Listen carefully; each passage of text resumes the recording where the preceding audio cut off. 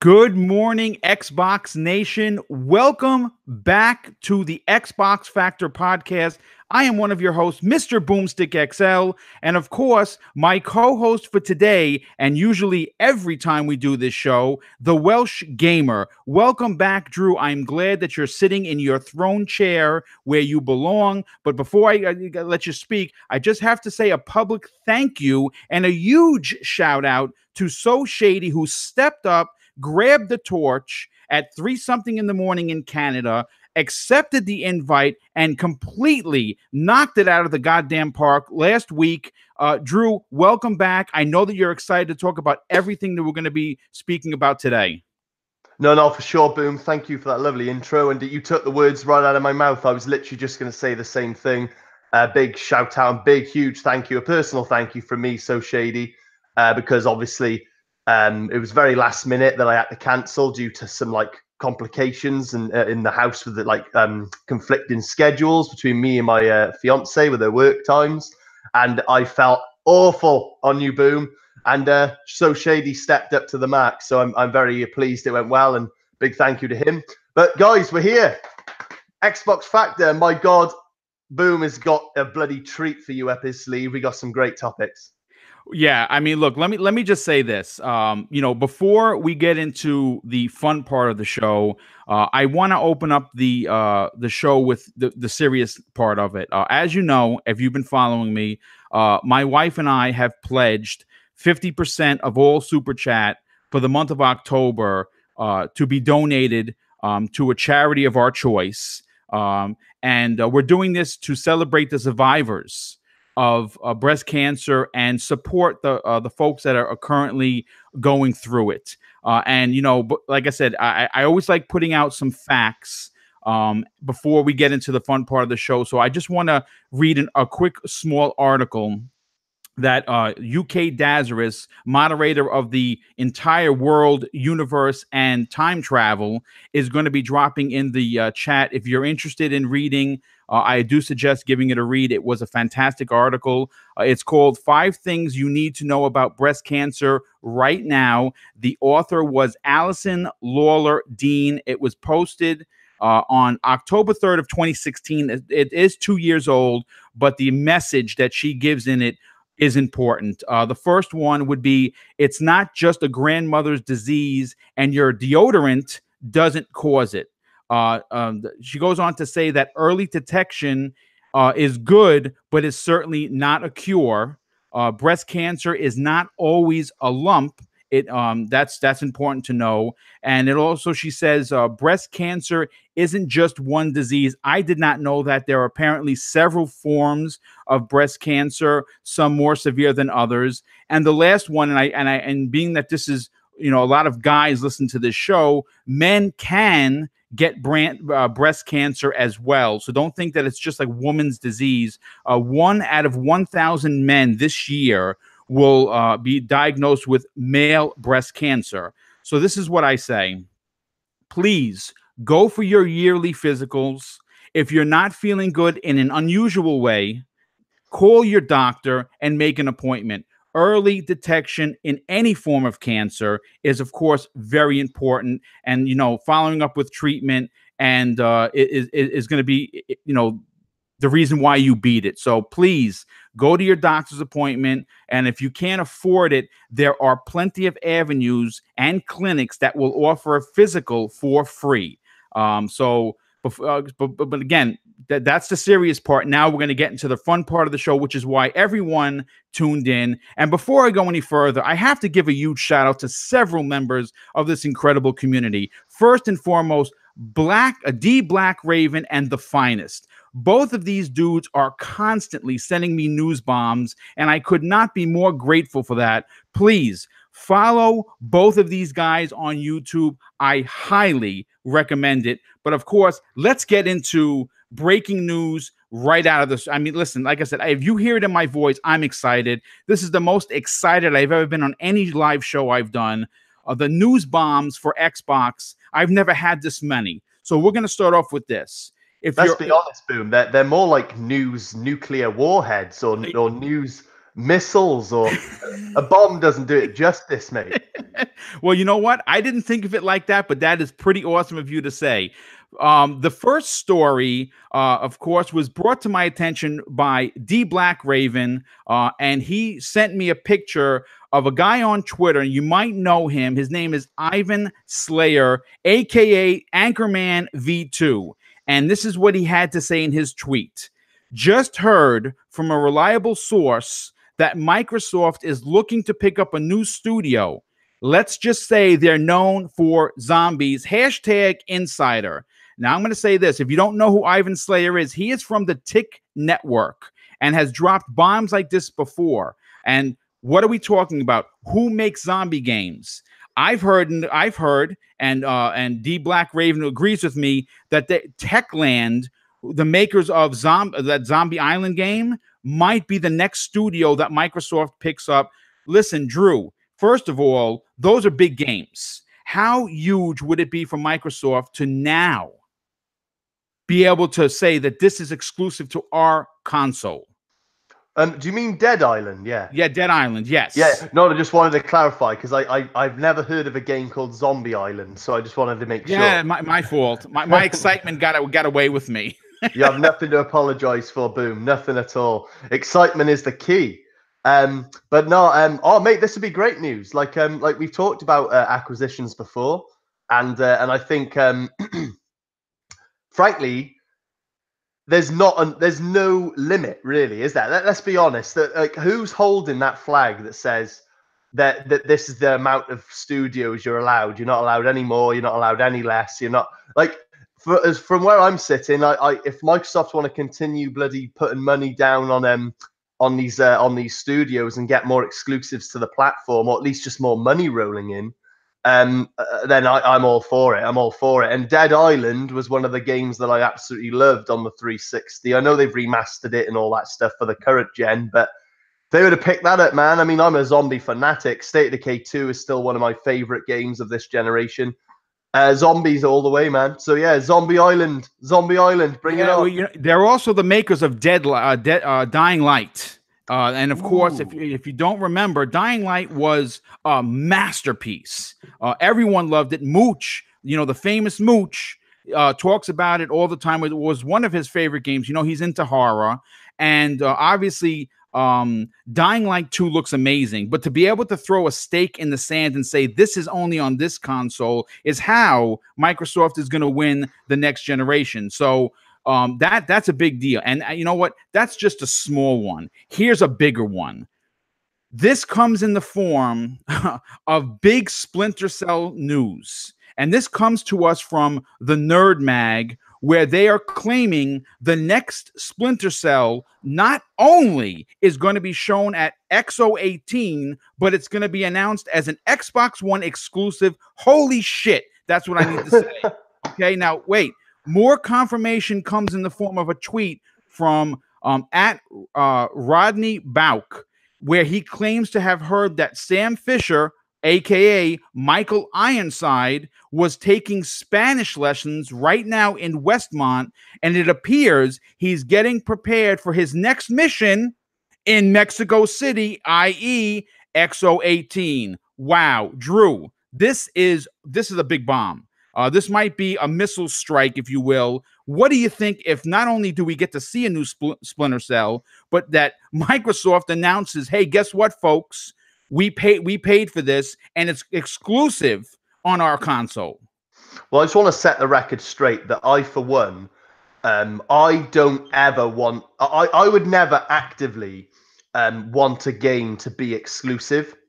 And I know you're probably thinking, what do you mean by that? But I mean, I wouldn't want Phil and team to put money down on making games limited to just one system. I'm kind of the mind that, like, multiplats that have been multiplat, I'm happy for them to continue as long as I can play them on my Xbox. I don't really care where they go, with the exception of obviously the first party exclusives. But I just want to get this out of the way that I hope this is true, and for that reason alone, I just want to play this game. Like, I don't actually care in what form, whether it be exclusive or multiplat. I just want this game to actually be a thing. I hope this news is true. But if they did make it exclusive, even if it was only timed, that would be a big deal for Xbox. I mean, I'm just flipping the script. I know I just said that for me, I don't care either way as long as I get to play it. But if they did, in fact, announce that this is exclusive to Xbox, I mean, that is huge. That is huge, Boom. That is really big. And I think that could be a console seller. I mean, people want this franchise back.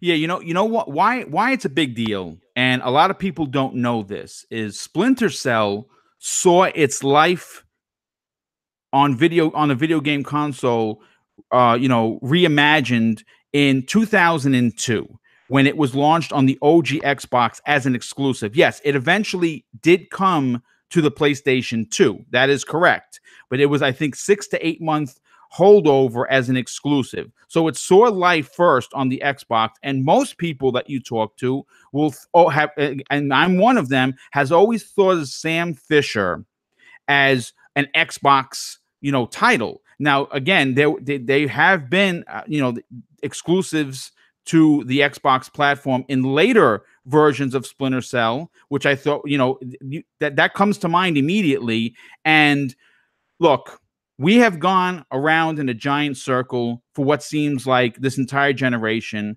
And I'm going to sound like, please, if I sound like I'm repeating myself, it's okay. Exclusives sell consoles. This is not something that is new. If and I've been really harping on Microsoft to understand that, and I think it's finally gotten through. And we know why they don't have all these exclusives, right? Money was a problem because of certain people in power. Well, Phil Spencer is running the show, and he knows how important exclusive are going to be to a console. And even though, yes, in regards to sales, they lost to the PS4 this generation, they got curb stomped. It's a 2-to-1 ratio. No one is denying that. But if they want to win in the next generation, it has to be more than services. And what am I talking about? It's exclusives, Drew. Do you understand what I'm talking about? Oh, Boom! Like, truer words have never been spoken so clearly. I mean, like I said, I know for me, like, I'm kind of I'm like I told you, I'm of a mind where it's like, as long as I get to play it, I don't care.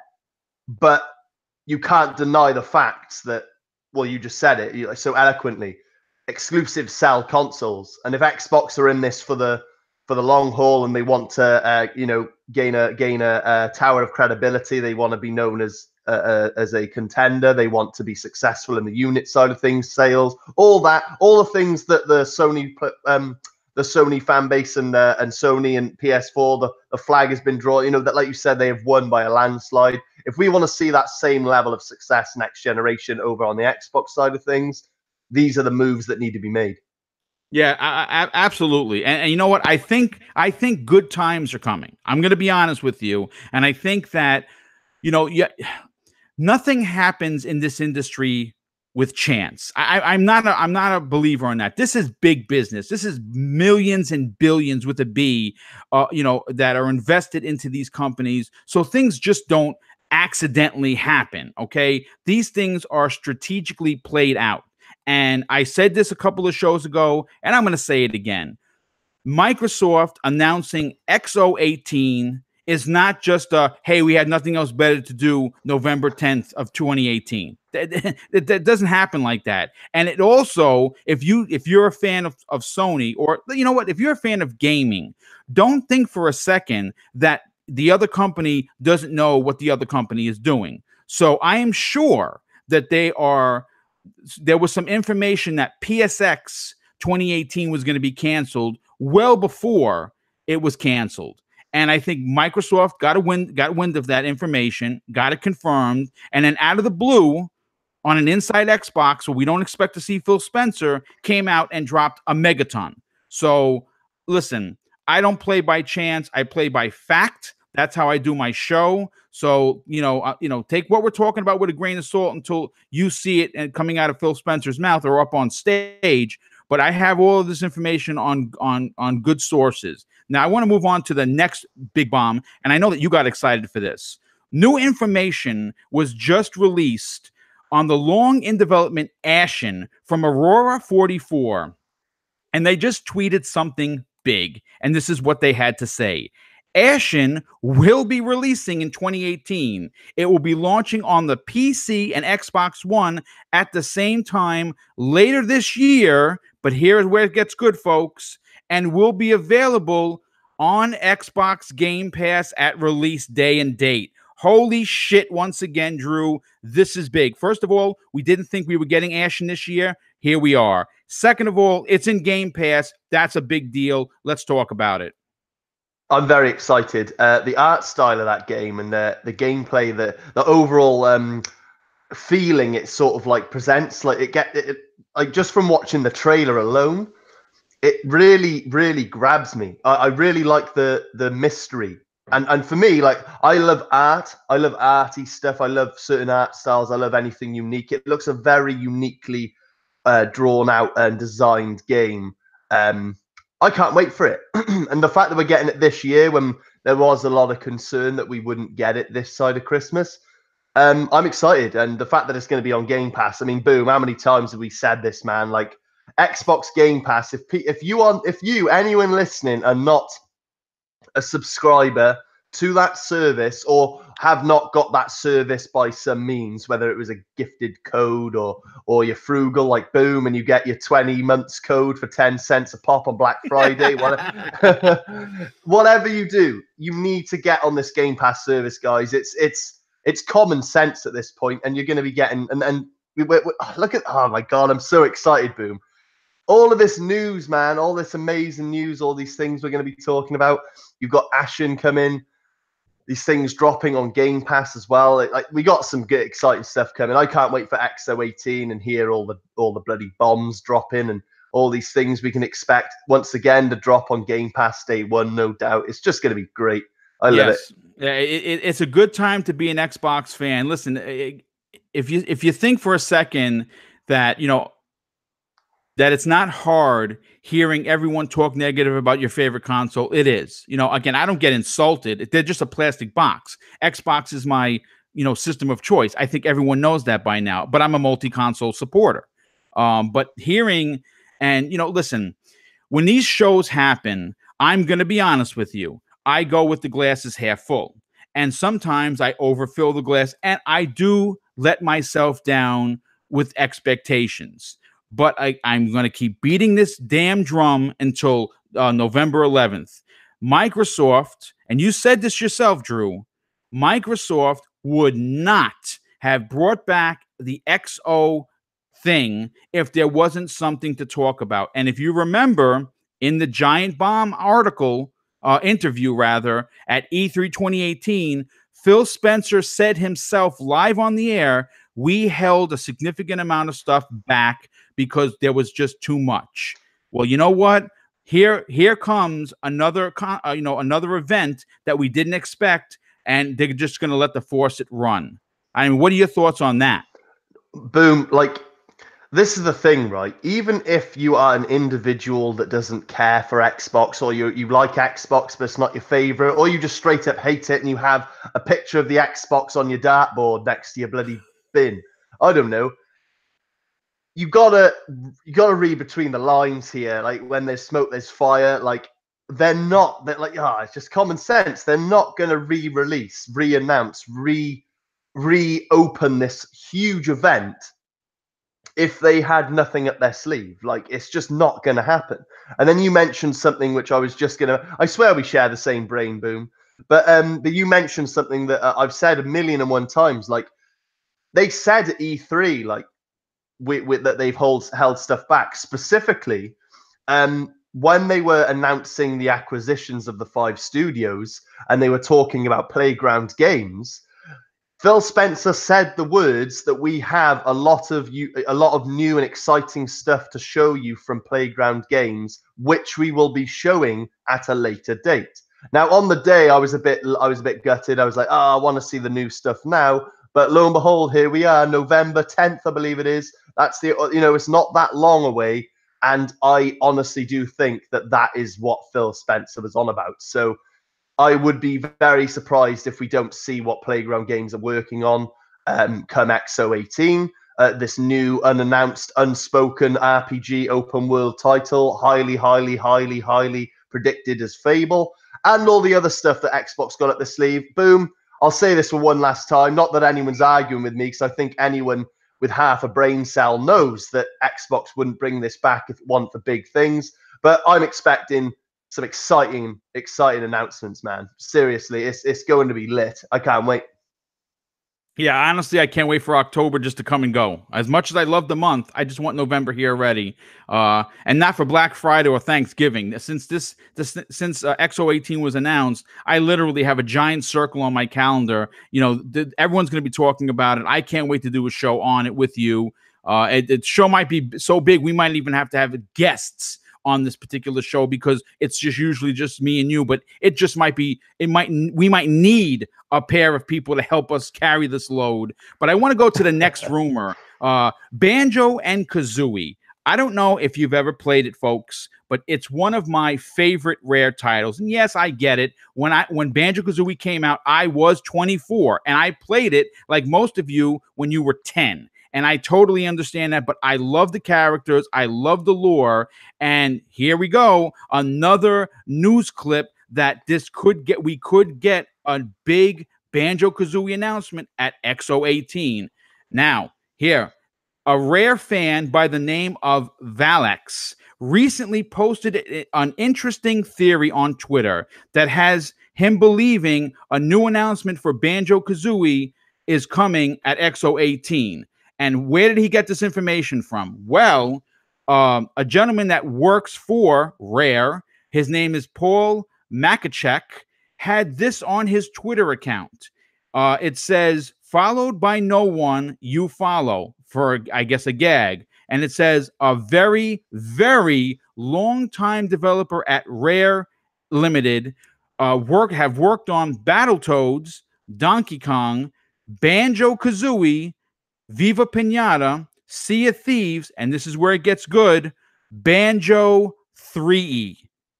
Okay? Now, he took that down, and this is what he had to say when someone from Rare tweeted at him that said, Paul. He says, it took weeks for anyone to notice. I've lost track of all of the Easter eggs I've left over the years. Now, Drew, I don't know if it's a confirmation or not, but I'm going to say this. If a guy from Rare that's currently there working for the company has this on his Twitter bio, then when he gets shouted out by a fan, takes it down, you know the old saying, where there's smoke, get a fire extinguisher. No, man, I think that was probably a slip up by him. I don't think he was meant to have that in his bio.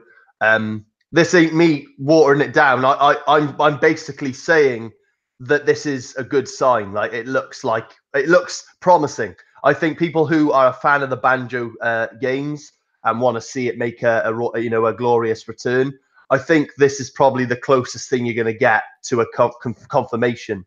At least until Rare actually come forward and say, hey, yeah, we're actually working on this. But I feel good about that, man. I love the Banjo games. Like I have fond memories of playing them. Christ, I remember my local McDonald's, and my mum and dad would take me to McDonald's every Friday after school when I was in primary school, my younger years, and they used to have Banjo-Kazooie set up on a few Nintendos in the corner of the McDonald's, and I used to play the shit out of that. Oh, great game. Great game. I'd love to see it make a return, but everything you just told me just screams that it's, I'd honestly, usually I'd say, sorry to rabbit, but no, please. This is a conversational podcast. That's what we do. I know. I when I have a thought in my head, I just throw it down. I never actually just place it in a nice, smooth, sentence. but no, it's just a lot of memories with this game. A lot of people want to see a game like this return. I think it was a mistake that he put it in his bio, and the fact that he got called out and retracted it just speaks volumes. And You know, Rare, they got Rare under their belt now. We're expecting to see big announcements. I don't see any reason for it not to be there, Boom. I'd usually say, you know, take everything with a pinch of salt until it's confirmed. But I'm telling you, like, I'm pretty confident that this is going to be a thing. It's actually going to come back. And this guy definitely made a mistake by putting it in his bio. And the fact that he took it down just says everything for me.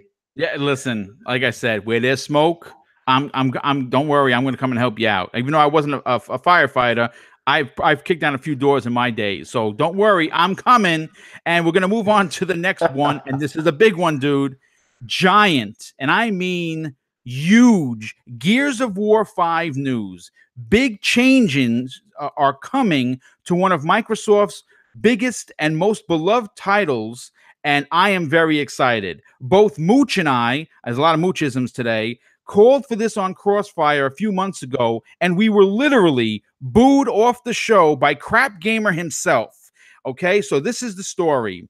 With Gears 5, the Coalition are really going to change things up. And this comes to us speaking in an interview with the YouTube channel Nerd Bunker. The Coalition boss, Rod Ferguson, said that with Gears of War 4, the studio wanted to prove itself. And now that that's done, they want to show everyone what they can do to really build an authentic Gears of War experience from the ground up. And they're going to do that with Gears 5. Okay, so I just want to read a quote from Ferguson, and this is really important. Basically, it was a reaction to what we want to do with the franchise, Ferguson said. We were a new team, a new studio. Gears was coming back after being on the show for a while, and we didn't want to mess with the formula. We didn't want to change too much because we wanted to prove that we can build an authentic Gears of War experience. Now that we have done that, people have accepted Gears 4, and now we have the opportunity to show and tell a bigger and broader story with Gears 5. Now, Drew, here's my question to you and to the chat. Just how big the changes are going to be, I don't know. But there's one thing that's 1,000% true. The Coalition will not hurt the franchise, and changing a few things to keep the 12-year-old title fresh and relevant is something I want to cheer and not scoff at. Let's break this down. What do you think, dude? Well, first and foremost, not to drag such an excellent topic down, but what do we constantly get told by ponies? That all you do is a shooter box, right? You just make it, all you have is Halo, Gears, Forza, the same games. You pay for the same game. I've heard it before. I've heard it before. I've heard it before. I've heard it before. I probably will never stop hearing it. So the fact that right now the Coalition have come forward and basically said that they're going to like change things up. I mean, look what they did with Halo 5 over at 343. That was different, very different to its traditional, predecessors. But it worked. It worked. I certainly thought it was great. It was taking it in a new direction, and I really enjoyed what they did with it. But let's just look in the Gears as it is. I am all about these changes, Boom. I don't mind if they want to change things up and mess around with it to make it their own even more. I have the utmost faith in the Coalition. They clearly care about the franchise hugely. Huge. They clearly have a lot of time and devotion and passion for this franchise, and Gears 4 proved that. Gears of War 4 was a phenomenal game, absolutely phenomenal. But obviously, it was very traditional. It was a lot like the games before it, just better graphically, a lot smoother. Like, the multiplayer was crisp, and everything about it was leaps and bounds above any Gears before it. But it was very traditional. It was still, in terms of gameplay and mechanics, and even the story, it was very similar. So I'm wondering, when you pose the question, big changes are coming, it makes me wonder. And now I know what big changes are coming. So as soon as you're done with your point, I'm going to drop it. Oh, okay. Well, first and foremost, I just wanted to say that the first thing that came to my mind was maybe the story will be a lot bigger in the Yes. sense that they're going to be telling the story from different perspectives. So I'm wondering if we're going to be able. I know the trailer suggests it's very Kate focused, but I'm wondering if for the first time ever, we're going to be playing as multiple characters. So we're going to be playing as Marcus in what, maybe one chapter is all Marcus, another chapter is all Kate, another chapter is all JD, another chapter is all Dell.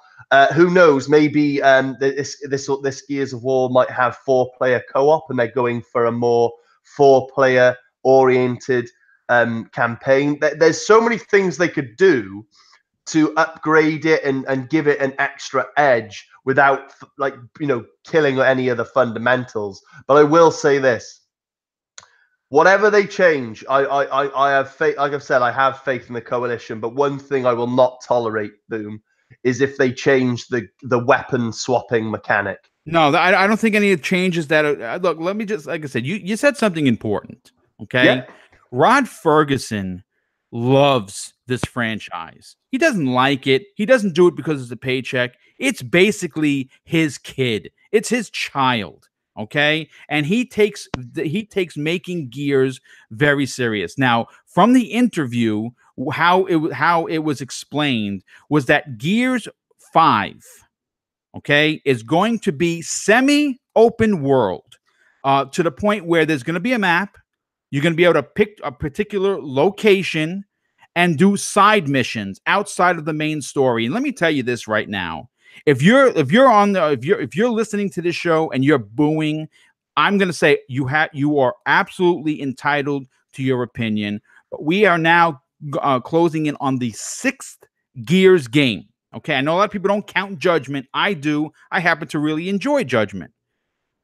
I hope it doesn't take any of my credit away, but I actually really enjoyed it. Okay, we need change in the Gears franchise, and I'm not saying that you're going to totally give a new coat of paint, because I don't want that. Like Drew just said, don't change the weapon swapping, the curb stomping, the chainsawing. Don't change any of that.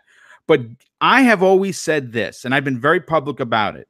I'm a Gears fan. I actually have a Gear cog tags right above me.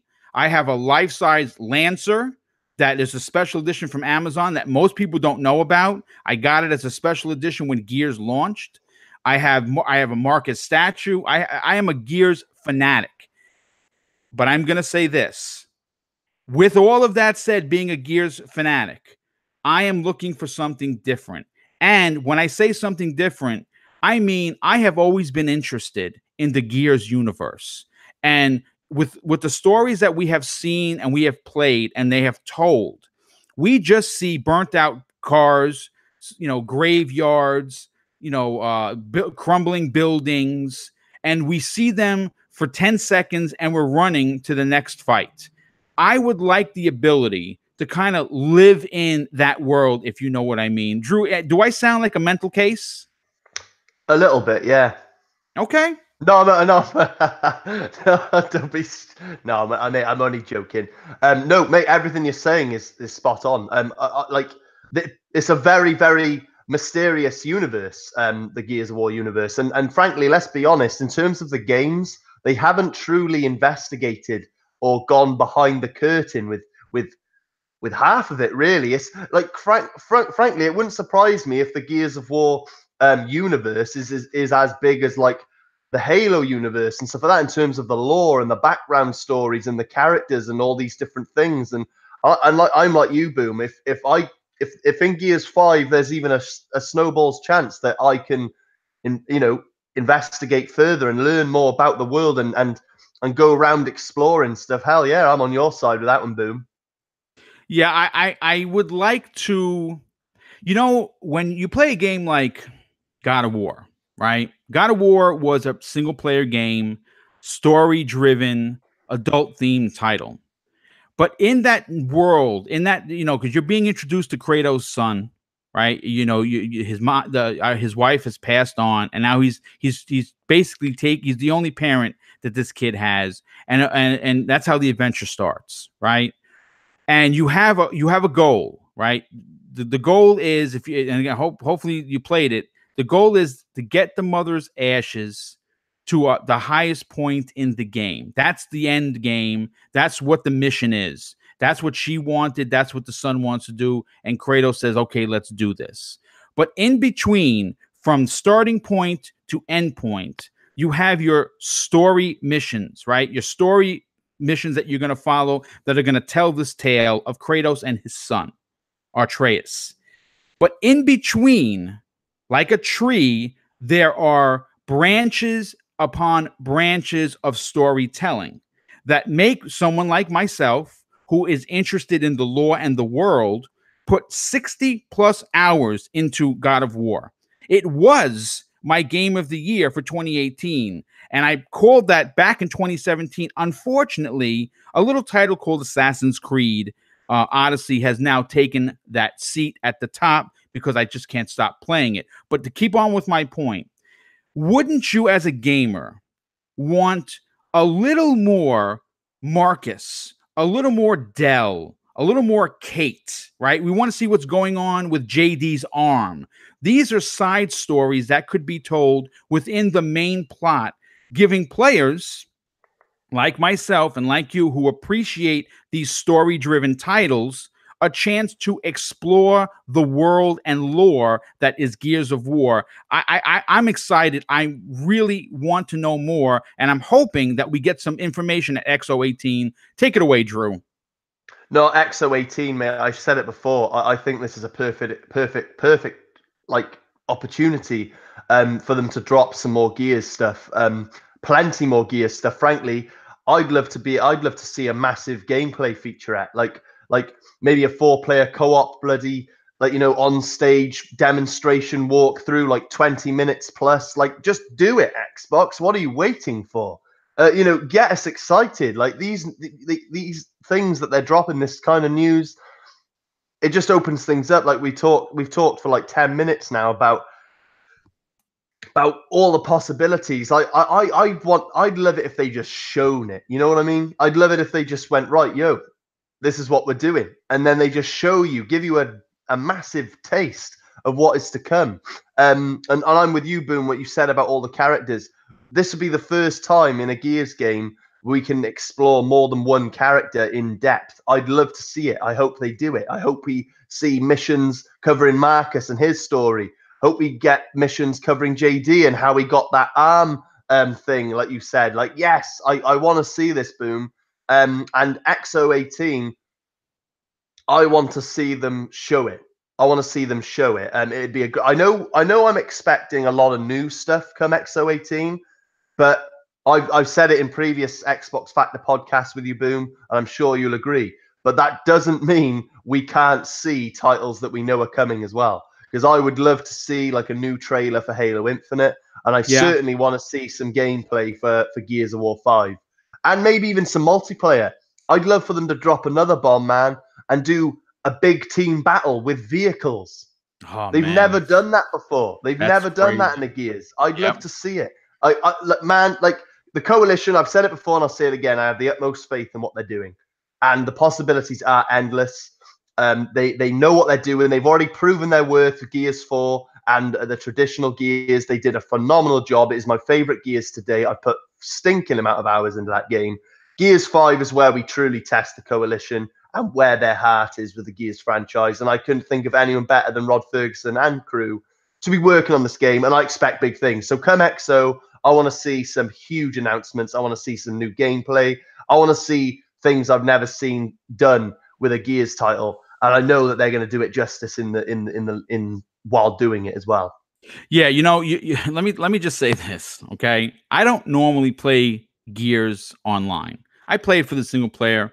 I'm an old bastard, right? That's my thing. I like big open world single player games. But you said something that made my hairs on my arm stand up. And could you imagine? I don't know if it's possible. I don't know if it's even possible.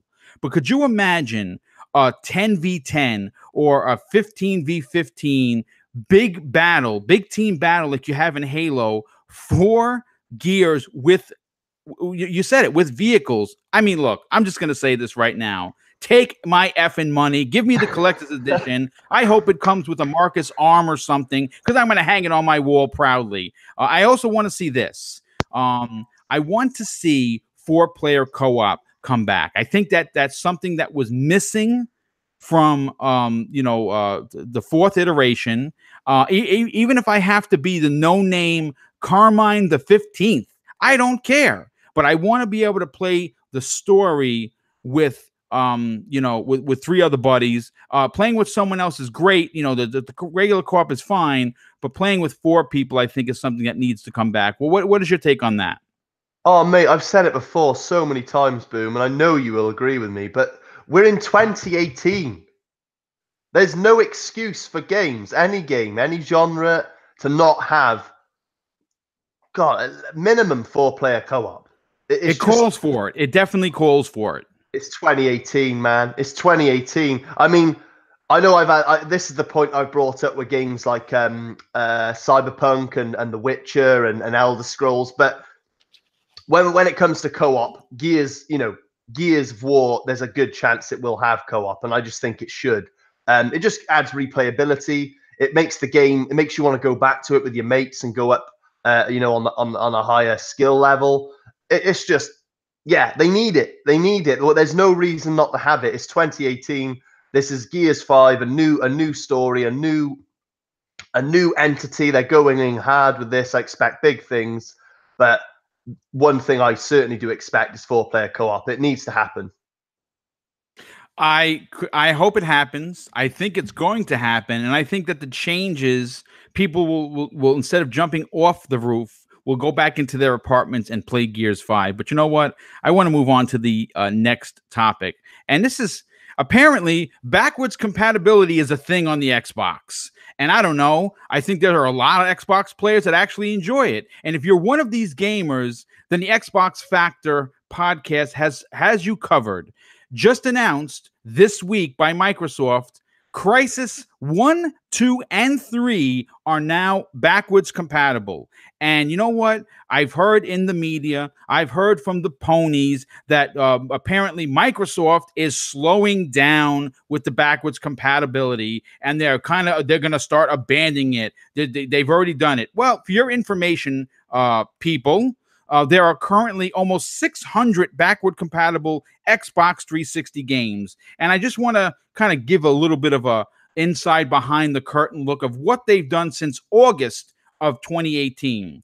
On August 14th, they released, remember, this is for backwards compatibility on the Xbox One, Tomb Raider Anniversary and Tomb Raider Legend. They followed that on September 11th, Zone of Enders HD Collection, Rumble Roses Double X. On September 18th, they added Brutal Legend, which was fantastic. And then the next one isn't so good. Greg Hastings Paintball 2, take it or leave it. September 25th, on my birthday, more specifically, Call of Juarez Bound in Blood and Call of Juarez The Cartel. I mean, look, and this should be the exclamation point. And of course, I'm talking about Metal Gear Solid 2 and 3 HD being available on the Xbox One. I mean, come on. That's a lot of games in a short amount of time. And quite frankly, there are only a few duds in there. The Metal Gear Solid 2 and 3 HD collection is a big deal. We're not getting another Metal Gear. At least I don't think we are. Drew, do you think that it's that backwards compatibility is something that Microsoft still takes serious? Absolutely. While there's still games out there that people are pining to play again, it just adds credibility to Xbox as a company and as a well, let's just break it down. Like, nobody expected backwards compatibility when they announced it. People wanted it, but no one expected it, and they announced it, and it's been huge. People have just, in droves, it's just been popular and popular and popular. And it must be gaining some kind of traction, because despite all the things over Sony that were said, they're now trying to sell you a little box for $100 that has 20 games on it from the PS1. So to a degree, they must even think backwards compatibility is a good idea, but they're trying to charge you for it. At least in Xbox's case, you're getting loads of games. Constantly it's being updated. lots of popular titles, old titles like your Black Ops and Modern Warfare, and then you just named a couple as well, the Crisis trilogy as well. I mean, I say keep them coming, and I see no signs of it stopping neither. Even if it's not your bag and you don't care and you're not into playing old games, no one's putting a gun to your head and saying you have to. It's just an option. And by God, one day, I'm telling you, Boom, like every single person, even the naysayers, there will be a time when a game gets announced that they love and they're like, oh man, I can play that again. Awesome. And they'll be like, oh, this is awesome. Like that's just the beauty of backwards compatibility. It's something that all the systems should have, really. And I'm glad that Xbox is doing it and going into the following generations and stuff like that. Backwards, forwards compatibility is the future. And no, in answer to your question, is it going to stop? Hell no. It's only going to get bigger and better.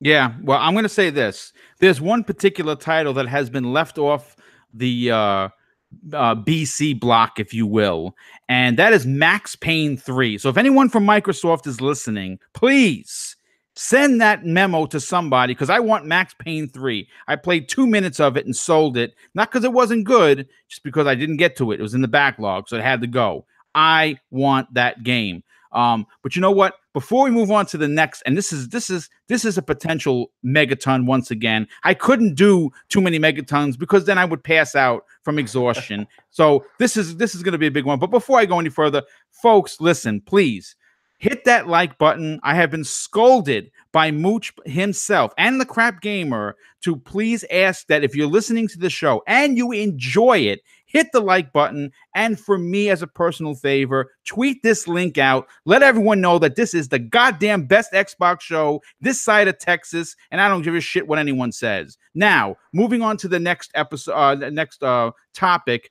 Okay, this is again, this is my interpretation. This is, take it with a complete ginormous grain of salt. On episode 118 of the Pachter Factor, Michael Pachter, you know who he is, mostly wrong, but he is right every now and again, was answering the question from a Patreon member named Dart Herv, who wanted to know if there would be any big industry changing acquisitions that could potentially change the video game market. And this is his answer was extremely interesting. He says at the 9-10 mark that Bethesda Softworks was the next company that was going to be acquired by 2020, and that Microsoft and Amazon are the only two potential buyers because of the price. The current owner is 70 years old and is looking to get out of the business. Now, the current value of Bethesda Softworks is around $10 billion, and that is small change compared to other companies like EA, Activision, and Ubisoft, just to name a few. What's more interesting, though, and if you hear the cops coming, it's not for me, it's for someone else. What's more interesting is that he says in order to protect their video game business, Microsoft could be the one making this purchase over Amazon because of the already structured gaming business that's in place. There is a strong relationship that has been forged between Microsoft and Bethesda Softworks, so it would not surprise him to see this happen. Okay, here we go into speculation mode, dude. How big would this be if all of Bethesda games were now exclusive to the Xbox platform? Break it down for me, Drew. Well, this would be massive. And I think this is like, don't get me wrong. I know it's Pachter, and he has come out with some outlandish stuff before. But let's just assume everything we're talking about is true. We've got this Bethesda on the table, and the deciders is Amazon or Microsoft. Amazon ain't going to buy at Bethesda. It'd have to be Microsoft due to their pedigree, their professionalism, the fact that they are in the business of gaming. They've certainly got the money to do it. I think it's very interesting, to say the least. But here's my counter. I'm going to say this now. I think that if Microsoft do in fact acquire Bethesda, I'm going on the other side of this coin when I say that I think it'd be massive, but I think Xbox should still proceed in allowing Bethesda to make Fallout, Doom, and Elder Scrolls multi-platform for maximum profit. And then maybe make Bethesda work on a separate and new IP in between projects exclusively to the Xbox, while doing this, holding crossplay ransom. So if the likes of PlayStation and Nintendo want the games like Elder Scrolls and Fallout and whatnot, then be like, well, you can have them, but you need to do crossplay. Just to keep the ball rolling. As we know, Bethesda already came forward and said that their passion and their future of game development resides with crossplay. They definitely see it as a massive factor in their game development, and Xbox are very much for it. It just speaks volumes that this could be just another, chink in the armor, like to why these guys are so bromancing at the moment.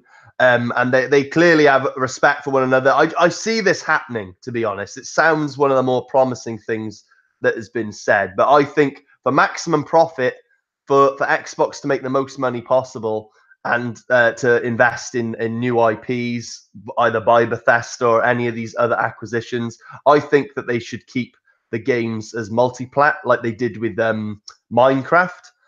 Just look how much money that game generates every time a copy of that game is bought, whether it's on the PC, bloody tablet, Nintendo, PlayStation. All that money just sits pretty in Xbox's left ass pocket. And Bethesda's massive. Mate, that's what I think. I mean, it probably wouldn't happen. I think if Bethesda was acquired, you could probably expect all those titles to be exclusive from the for the future moving forward.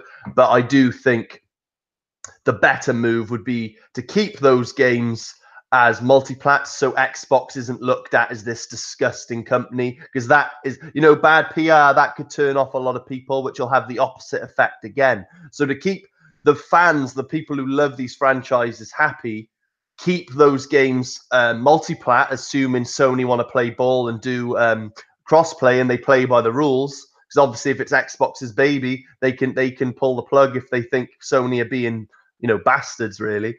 But then any new IPs that Bethesda create under the umbrella of Microsoft, as well as those games, will be exclusive to the Xbox platform, and rightly so. I don't know, guys in the chat, let me know if you agree with me. Just put agree Welsh or disagree Welsh if you completely disagree with what I'm saying. I'm basically throwing out there that I think that the current franchises that we know Bethesda for should stay multiplat if Xbox was to acquire them. What do you guys think? But what do you reckon, Boom? I'm curious as what you have to say. Well, here's the thing. You make. I'm going to be honest with you. I'm going to put on my $1 million man hat for a second, even though I don't got 2 pennies to rub together. But that's okay. It's fine. Okay. It's my life choices, folks. Don't be a civil servant. Have a civil service career if you want to be a millionaire. I'm just throwing it out there. FYI. Here's the thing. What you're saying makes incredible business sense. As a matter of fact, I would give you the front parking spot, the corner office, and that raise you've been asking for if you came to me while we were at Microsoft together, because I'm saying this guy's going to make me a mint. So you're hired. Okay. But thank you very much. But sir, I'm going to say this, and I said this in the beginning of the show. You agreed. Exclusive sell the freaking box. Okay. And guess what? Sony is a perfect example of that. Their exclusives in just 2018 have kicked the shit out of Microsoft. Okay. And what has that translated into? Sales of the console. Now, I understand that services will eventually win the day. But if I was making an acquisition this big, I would keep those games off of the Sony platform, not to be a dick. No, because you want more people invested in your ecosystem. And that's how you do it. You bring out, let me just say this. Let's say that there are 2 rival car dealerships, one on the left, one on the right. Dealership A has all red cars. Dealership B has all blue cars, right?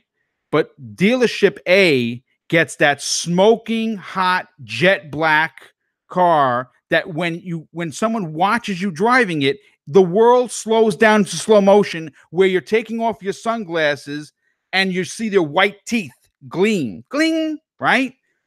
And guess what?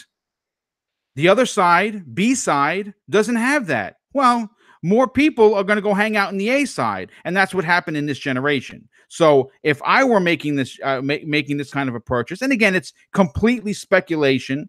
Even you know, like Pachter said, this isn't concrete. He knows for a fact that they're going to be the next one to be built, to be bought because of the owner's age, and he wants to get out of the business. So this is his theory. I'm agreeing with it. I could be 1,000% wrong. Hell, I'm wrong probably half the time on these shows. But this is what we do. We're a conversational podcast, and we have to make predictions. If we're wrong, we admit it like men. I'm just saying that your business, the business part of you makes perfect sense. But I think that there's another side to the coin where something this big, a Doom, a Fallout, a Castle Wolfenstein, those stay exclusive to a particular brand, you're going to sell a hell of a lot more consoles. So what do you think on that, Drew? Mate, I completely agree with you. But that's what I'm saying. Like, on a personal level, I like I've said to you before, I don't really care as long as I can play the games. On a business level, I was just trying to think of like the most revenue, the most money. But then someone, I can't remember who it is, put something in the chat a moment ago and said that it should be just exclusive to Xbox and PC, as that's all Bethesda need. And it reminded me about something I said not that long ago. When Bethesda threatened Sony over this crossplay debacle, I was saying for ages that Xbox has the most consistent active user count. And Bethesda, a lot of ponies were like, "Oh, they'll never have the balls to do it, Bethesda. They'll never have the balls to not make a game for Sony. It's just bloody calling a bluff, blah blah blah." And I was just like, and I remember saying back then, like, not really. Like, they don't need Sony. They don't need Nintendo. If Bethesda did in fact, with this news aside, ever put their games exclusively onto the Xbox and PC, they'd be making a mint doing that anyway. So it's kind of like I said, Boom, I don't mind. On a business level, I was trying to think outside the box on how much money could possibly be made. But bottom line, why would, when you think about it, why as a company would you put that money down on a big, you know, production value company like Bethesda, and not make it exclusive? It definitely gets your head scratching. If this does ever turn out to be an actual thing, I'll be interested to see where it goes. But hey, I mean, even if they got Bethesda under their wing, made the games multi-plat, but then as an added bonus to people over at Xbox, the games dropped day and date on Xbox Game Pass. So if you're a Sony guy, you have to buy the game. You have to buy the game, like you have to buy it full price day one. But if you're an Xbox guy and you subscribe to the $7 a month subscription service of Game Pass, you get the game for free. Like, yep. They could do it like that, so everyone's a winner, especially over at Xbox. It's cool. It's cool. It's good news, great news. I hope it does come true. I know at this point it's not news; it's more of a theory, but it should be interesting. And I agree with you though. Like, bottom line, let's just be frank. As much as I'm trying to be the guy who's looking at it from both angles, bottom line, Boom has said it on multiple occasions, and I do agree with him. End of the day, exclusives do sell consoles. That's just the bottom line. You know what? Listen, we're partners in this, and you know, both of our opinions are important. In fact, everyone's opinion is important. Two things. One, I have to a big thank you and shout out to Shan786 for the $10 super chat. Again, every dollar, 50 cents of that dollar is going to charity at the end of the month.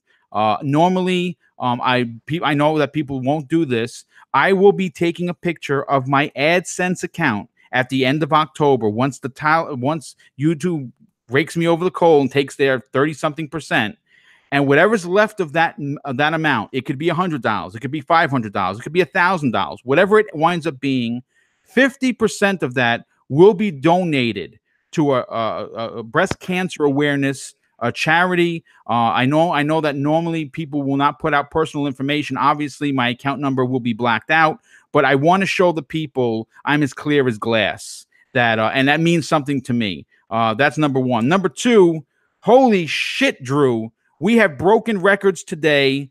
103 people currently watching live. Listen, chat, I cannot thank you enough. I'm happy one person is watching, let alone 103. This is a big deal for me. This is a big deal for Drew. And I really cannot thank the chat enough for being as awesome as you are. But I want to move on to the next topic, Drew, and I think this is a good one. More hires at Team Microsoft in Redmond, Seattle. Tom Shepard, former technical director at Rockstar Games, joins the initiative. Microsoft continues to attract big name developers. This story came to us from the Tick Games Network. Earlier this year at E3 2018, Phil Spencer, vice president of gaming, who's that guy? I don't know who he is, of Microsoft, announced that the company was expanding their first-party studios. We've been beating this horse, but I'm going to beat it some more. By acquiring 4 new studios and founding a 5th from the ground up, named The Initiative. It's being led by Daryl Gallagher, who was the head of Crystal Dynamics for several years and worked on big games such as Rise of the Tomb Raider. Today, it looks like the new studio has picked up an even bigger talent, as Tom Shepard, former technical director at Rockstar Games, now joins the initiative.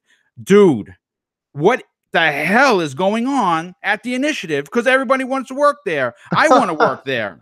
Man, that's literally my first thing I've written down is, I've said it before and I'll say it again. What the fuck are they working on? It's like, honestly, man, like these guys are like how many names now have been dropped that have like just thought, do you know what? I've got a good thing going where I'm at, but what they're showing at the initiative, just I need to be part of this. Like these guys are from successful and established development companies. They're not eating beans and rice to stay alive. Like they're or ramen noodles. Oh man, mate, honestly, we've all eaten. They ain't wiping their ass with old newspaper. They're wiping their ass with $10 bills. Like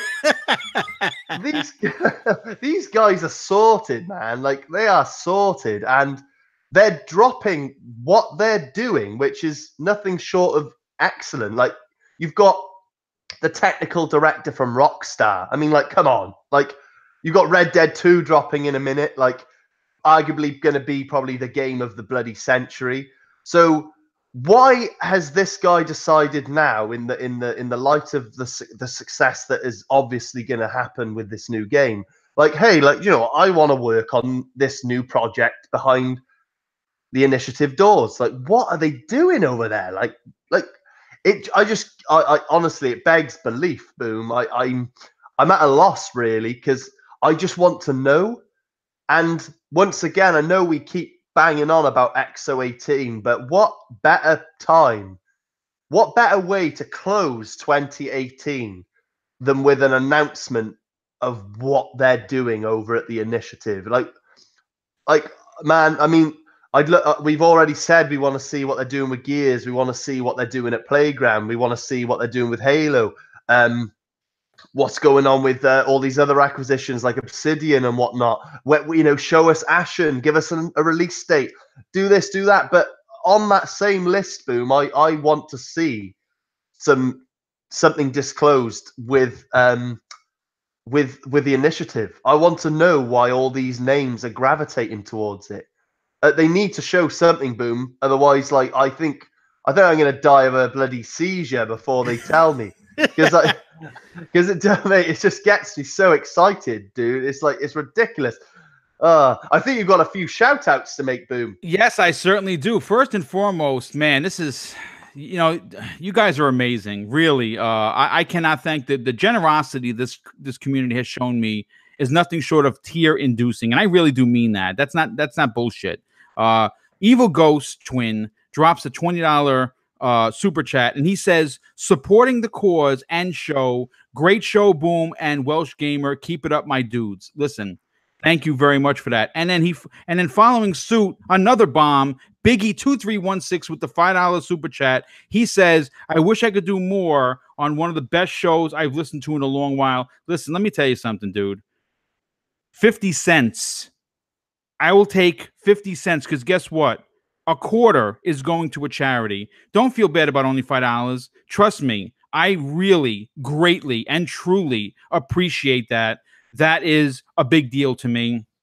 And you know what? Again, I want to, golf clap. Here you go. You hear me clapping for the chat because you guys have really made me want to continue doing this. You put me on the map. You put Welsh on the map. We appreciate all of your support. But I want to continue on this incredible topic because more information has now dropped, and it just does not want to stop, apparently. Grant Orban, senior game designer at Playground Games, post on Twitter, minor career update. I have transitioned from our racing team across to our new AAA open world action RPG project at the Initiative. A huge thanks to PG for making this happen. I'm insanely lucky to have worked on 4 hugely successful Forza games. Here's to the future. Again, holy shit, dude. Are you kidding me? Someone else is now going over to the Initiative? Are they giving away free $100 bills every time you say the word the Initiative? Because I should be rich. What do you think about this, Drew?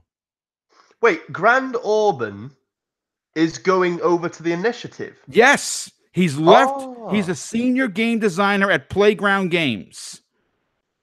Oh, that's great. I must have misread. I thought he was jumping from the Forza team to the unnamed open world RPG title that they're working on at Playground Games. You know what? I actually might have that wrong. It basically, yeah, you know what? Maybe I have it wrong because I thought it was the Initiative. It says he has transitioned from our racing team across to our new AAA open world action RPG. So yes, it is not the Initiative. I'm sorry for my excitement. I just misread it. But yes, he is apparently still staying with Playground Games, but he's moving over to the big Fable title that no one wants to say is Fable. No, it's Fable.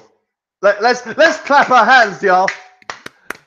It's Fable, y'all. No, man. I'm loving this, man. It's some great talent and Christ. Speaking of Playground Games, I have been playing a lot of Forza Horizon 4. Not as much as I'd like, because I've been very swamped lately with my son and his new school and stuff like that. But man, when I'm getting an hour here, an hour there, I am loving Forza Horizon 4. What a beautiful, beautiful game. Testament to Playground's success and how good they are as a development company. And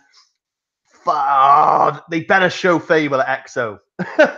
They better show Fable. It's got to be Fable. If it isn't Fable, whatever it is, to be. Yes, we know it's an open world RPG, so I'm already satisfied. But it's got to be Fable. It has got to be Fable. Fuzzy Belvedere said it's not Fable. It is. It is. I'll be very surprised. I won't be disappointed. I'll be very surprised if it's not Fable. You know what? Halo Storm in the chat says, what if I told you the game is not Fable, but it's KOTOR 3, Knights of the Old Republic 3. You know what I just wrote back to him? I'll take it. Because listen, we all know Fable's coming. But I'm gonna say this: Knights of the Old Republic 1 and 2, two of the best RPGs ever released. I don't give a shit what you're saying. It's probably in my top 10, both games of my RPGs of my lifetime. So take that however you want to take it. But we do have someone else to talk about. Former Nintendo of America third party, I guess, person for Nintendo, Lisa Trott, is joining the Xbox team as the new community manager at ID Xbox. According to her LinkedIn account, she says new things are happening soon. If true, this is another big hire. And like I said, something special is happening at Microsoft. There has been, look, I just want to clarify with this. In all of my years of gaming, and I have been gaming a long time, I have never seen the amount of developer movement that has made the news on like what we're seeing in just 2018. Something is going on at Microsoft that we don't have the inside baseball info. But I'm going to tell you this, as a fan of the brand, as my favorite brand of all three consoles, I'm getting goosebumps just thinking about what the future holds. What do you think about this new hire? I think it's great. I think it's nice to keep it refreshing. Xbox are hiring big names and making big moves, especially on the development side. And now you've got what is it? Lisa Trott, the Yes. community manager, is now. She was in charge of all third party relations at Nintendo. And now she's going to be the community manager at ID Xbox. I mean, I think it's great. I mean, why the hell not? I mean, keep them coming, man. I mean, if for me, I've got sort of developed the opinion now that if a certain person's brought in or moved around or taken away or reinstated or either given a promotion or that I just kind of let them. I just kind of just think like, right, they know what they're doing. It's like an elaborate game of chess. They clearly have put that person in that position for a good reason, and I think that this is no different. Like to get someone from over at Nintendo, which Nintendo as a brand are very well known for like their fun, like family friendly games. They're in side scrollers and all those sort of like fun like games. And you got that same person going now over to the idea Xbox. Maybe she can bleed in some creative inspiration and all that kind of stuff when it comes to like these idea Xbox games, and maybe we can see a lot of like Nintendo-esque sort of like theme games coming over at the Xbox side of things under idea Xbox. Who knows? I mean, it just gets me excited because I just wonder why now? Why have they brought this bird in to be the community manager at idea Xbox? Like what do we have in store? Yeah, I'm like I said, the more people that are coming over goes to show you that look, the initiative, it's a new development house and they're hiring some serious muscle. Playground Games hiring. They're possibly working on 3 different titles, right? So we know that. We've heard the coalition is working on 2 titles. There is a lot of stuff going on at Microsoft, and look, I'll say it again. We took the L. And I say we because I'm not an employee of Microsoft, though I do own stock. My wife got it for me for a birthday a couple of years ago, and it's hanging on my left, right next to my energy sword that's on the wall. So yes, I'm a huge Microsoft fan. I'm a huge Halo fan. We took the L this generation, and hats off to Sony and their will to win and their marketing department, because my God, they have done everything right. But Microsoft did win in the 360 era, and I think that we're starting to see they want to win again. They're a company that's hungry as all hell, and I'm excited to be on this side of the fence. I'm super excited that we have 105 people watching live now on an Xbox centric show. And you know what? We have the privilege, you and I, Drew, of coming on each and every week to celebrate what we love about Xbox. And I couldn't be more excited. What is your take on the future of the Xbox platform? I expect big things. I expect no bumps in the road. I think they've put their best feet forward with every PR decision, every business decision. Everything they've done with the gaming side of things, obviously, as it's a gaming company, from the acquisitions to the alleged projects that are being worked on, i.e. Fable and Knights of the Old Republic and whatever people want to throw out there. I mean, I'm excited. And then the ones we know about, the Halo, Gears, they've just dropped Forza, another fantastic game. I'm just excited, man. I mean, I have not for what I'm like you. I'll call it as it is. We lost this generation. Like we started this generation dreadfully. It's been an uphill battle, but I think it was probably the best thing that happened to Xbox personally. In hindsight, I think that slow start to a generation, that horrible beginning at 2013 was the best thing to have happened to the Xbox platform, because ever since then, they have done everything right. They have put the gamer first. They've done everything that people have asked for, and it has just grown exponentially. and it's just gone massive, huge, and you know, to the point where you've got the Xbox One X now, and it just makes me think, like, in terms of consoles and hardware, like, what's the next box going to be like when the Xbox One X is as incredible as it is now? And then when you've got the games, like, I don't think there's ever going to be a concern with games anymore. It's been a slow climb.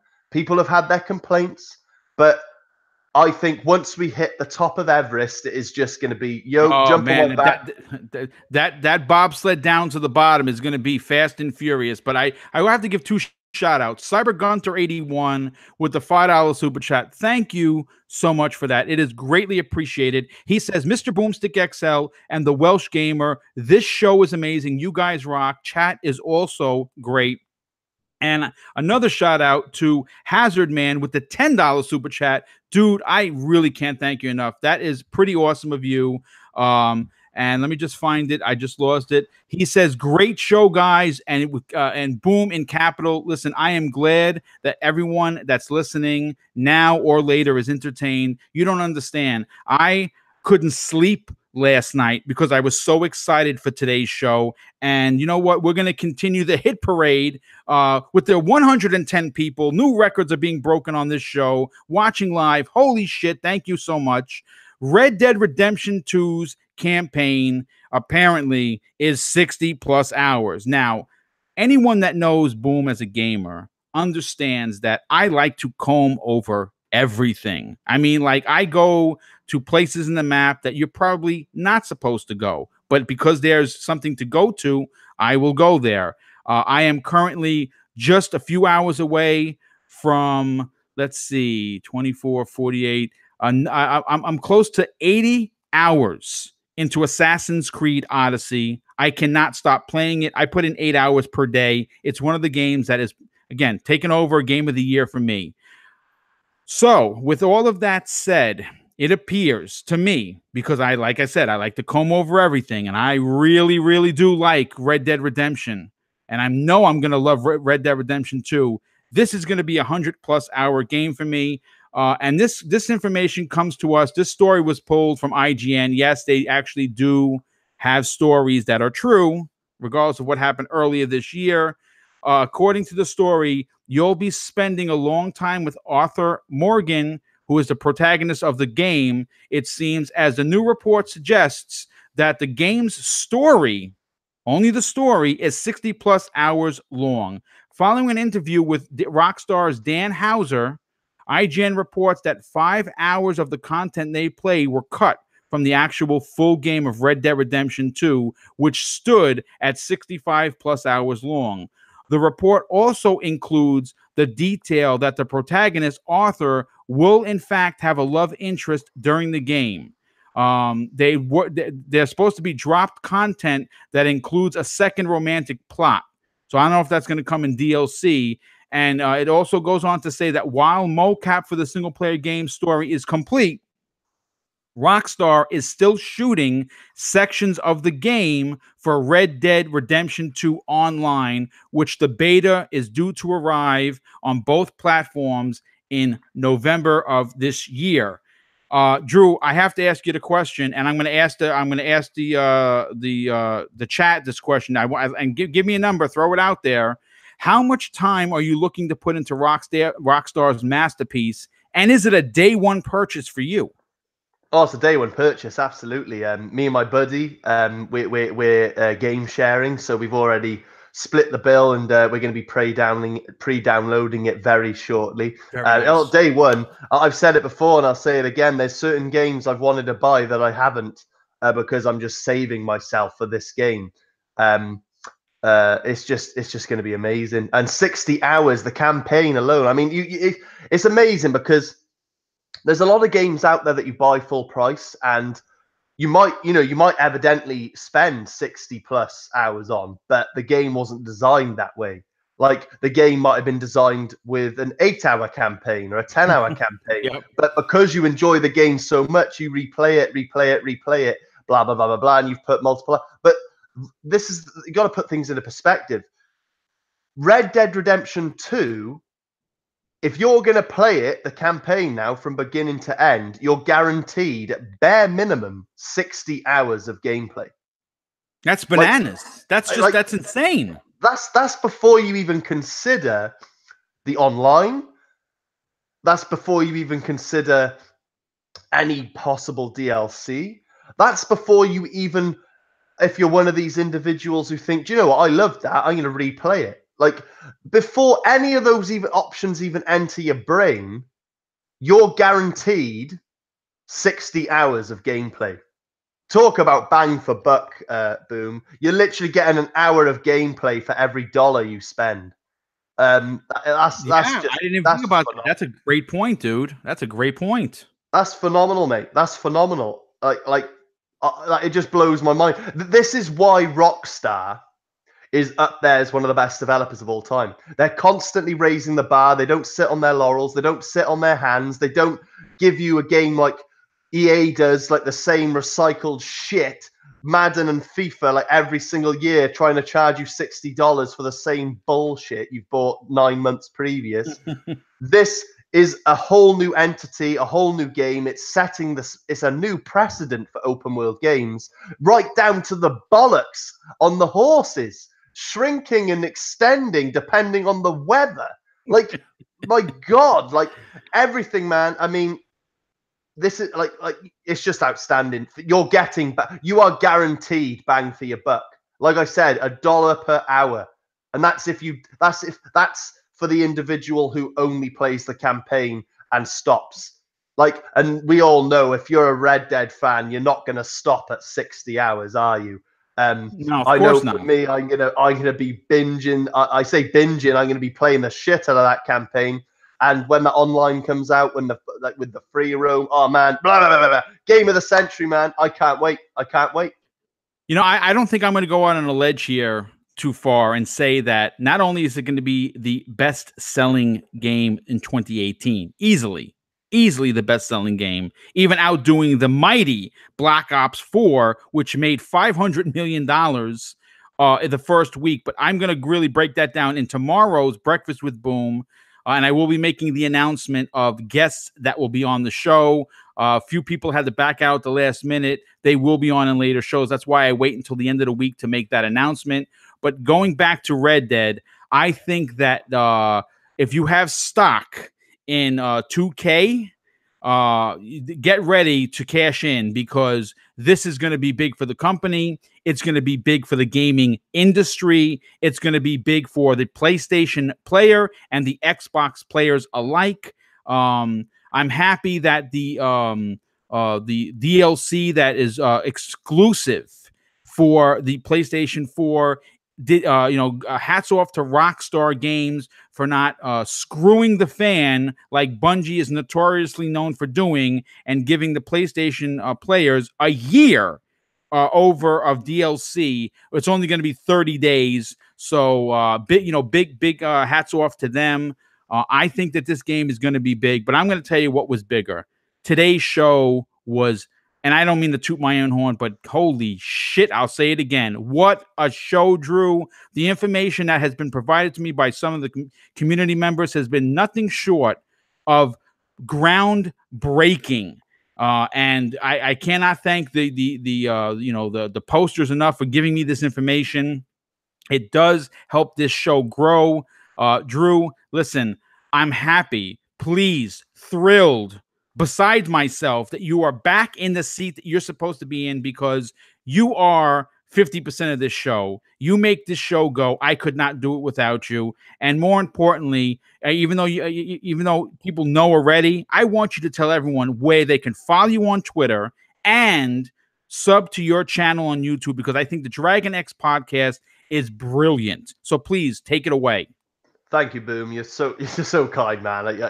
You're one of the best people I could have possibly met in this. Thank you for that. That's very kind of you to say. I appreciate it. No, I appreciate you, dude, and I love doing this show. But no, everyone in the chat, everyone who sent super chats, everyone who has sat and listened to me and Boom talk, I very much appreciate it, and I would love to accommodate you over at my channel as well, The Welsh Gamer. Every other Thursday, I do the Dragon X podcast.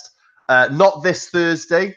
Tonight there's no show, but next Thursday at 7 p.m. BST, we will be going live for episode 22, I believe, of the Dragon X podcast.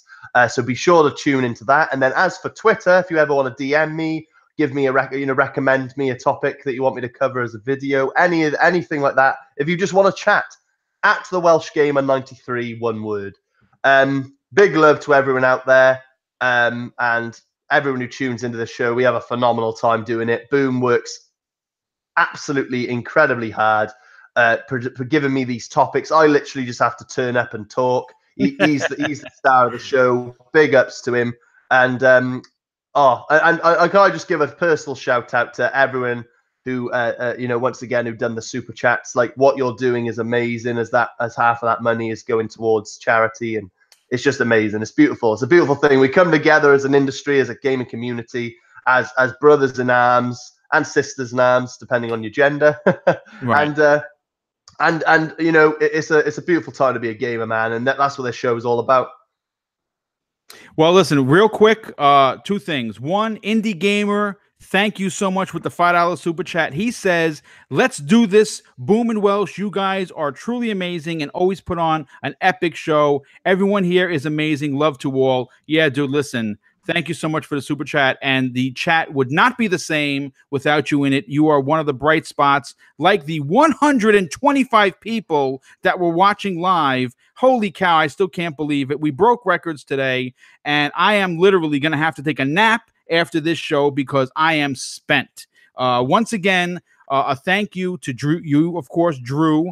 A thank you and a big shout out to the entire chat. You guys were amazing. You always keep it clean. You keep it a friendly space. That does mean the world to me. I do enjoy having people come here and just celebrate the Xbox platform in a proper manner that is really, really meaningful to me. And I hope that I get the same response on tomorrow's Breakfast with Boom, which is going to go live at 10 a.m. Eastern Standard Time. The panel is lit. The topics are even better than today. And I hope to see you there. Once again, thank you for tuning in. And we'll see you next week on the next episode of the Xbox Factor podcast. Have a great day, everyone. Love to all.